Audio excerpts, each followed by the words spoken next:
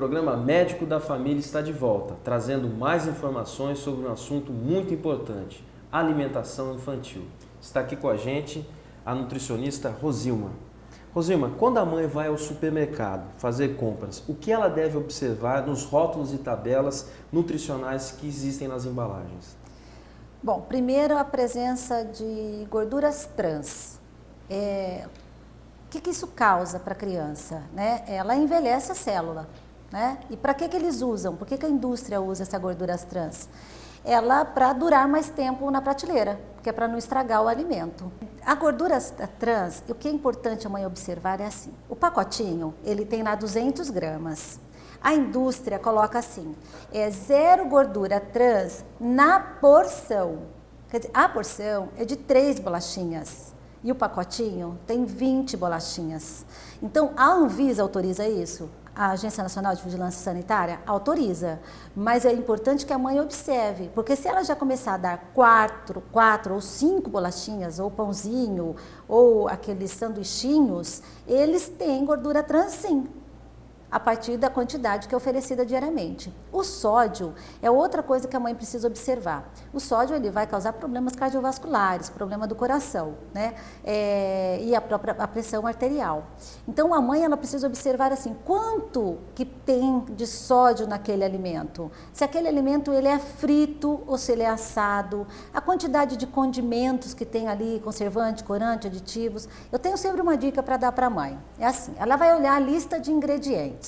Na lista de ingredientes vai estar escrito a quantidade que tem maior no primeiro alimento. Então, se tiver assim, por exemplo, açúcar, significa que naquele alimento o que mais tem ali é açúcar. Então, em ordem decrescente. Então, quanto o primeiro que aparecer, o segundo que aparecer, são o que mais tem. Às vezes, naquelas caixinhas de suco, né, o néctar das frutas, eles aparecem assim, água, açúcar, polpa de fruta. Então, quer dizer, o que tem ali? Água e açúcar. O que menos tem é a fruta. Então, a mãe precisa observar isso lá na hora de fazer a leitura dos alimentos. É lógico que hoje nós temos alimentos que eles colocam assim, sem conservante. Né? Dificilmente o sem conservante que ela cita ali é sem conservante de produtos químicos. Mas, por exemplo, o ácido cítrico, o limão, ele é um conservante. Então, eles acabam colocando isso também em alguns suquinhos. Então, às vezes a mãe compra um suco de caixinha achando que está fazendo uma coisa melhor, mas na verdade... Não, é água com açúcar. Água com açúcar. Compra uma Ainda polpa. O suco natural é bem melhor. É muito melhor. Ou, assim, se tem, pela praticidade, que hoje em dia as mães geralmente trabalham fora, né? Não tem muito tempo para esse cuidado alimentar. Hoje nós temos no mercado as polpas, né? Não tem tempo de ir lá no mercadinho ou no supermercado comprar as frutas. Ela pode ou pegar essas frutas em porções e congelar, ou até mesmo comprar as polpas e fazendo suco de fruta para a criança diariamente. Rosilma, qual é o erro mais comum dos pais nas horas das refeições? Não ter bons hábitos alimentares. A criança ela não vai aprender a ter bons hábitos alimentares se os pais não apresentarem isso para a criança. Então, se naquela refeição não tiver uma variedade alimentar, salada, carne, arroz, ou um feijão, ou qualquer outro grupo das leguminosas, a criança não vai aprender com isso. A partir da mãe rejeitando um alimento, a criança vai aprender a rejeitar também um alimento. Ou seja, os pais têm que comer de tudo para que a criança também consiga comer de tudo. Exato, ela tem que ser um exemplo em tudo, né? Mas também na alimentação, ela tem que ter bons hábitos alimentares. Jantar muito tarde provoca algum tipo de distúrbio no sono das crianças ou mesmo em adultos? O processo de digestão acaba ficando lento, né? A criança não está ativa para fazer aquele processo de digestão. E o sono da criança, às vezes, também não é muito suave. A criança ela fica muito agitada durante a noite. Qual tipo de alimento deveria se evitar na hora do jantar? Gorduras, porque eles demoram mais tempo para fazer a digestão, demora muito tempo para esvaziar do estômago, né, sair do estômago, né? Então, a fritura, por exemplo, alimentos muito gordos, carnes gordas, então esses alimentos deveriam, leite com bastante gordura, eles deveriam ser retirados do período do jantar. Quando a gente fala uma alimentação mais leve, não quer dizer que é só uma salada, não é isso. Mas um alimento que não foi frito, um alimento ele é assado ou um cozido, sendo utilizado pouco óleo para ser preparado. O nosso cafezinho é muito consumido no Brasil. A partir de que idade uma criança, um adolescente pode consumir café? Olha, não existe uma estatística assim dizendo qual é a idade, né? Primeiro que culturalmente o brasileiro tem hábito do café da manhã, né? Tomar o cafezinho preto ou uma vez ou duas vezes durante o dia. Ele é um hipertensor momentâneo, né? Não é uma coisa que você vai ter uma pressão alta por conta do consumo de café, a não ser que isso seja consumido muitas vezes durante o dia. Agora, eu acho que o grande problema do café, daquele cafezinho uma vez ao dia, não é o café, é o açúcar que vai junto ali com aquele cafezinho. Agora, eu acredito que essa criança, ela, a partir dos 10 anos de idade, se for cultural, um hábito da família tomar o café de manhã, pode até ser oferecido.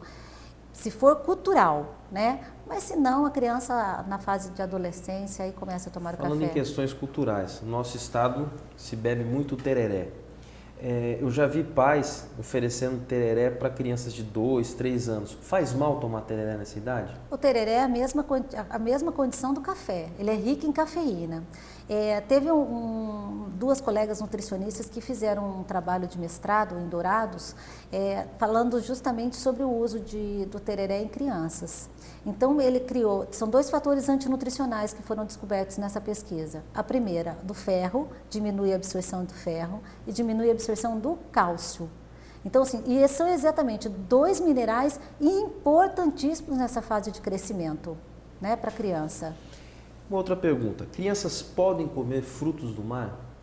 Se não tiver alergia e a forma de preparar, pode.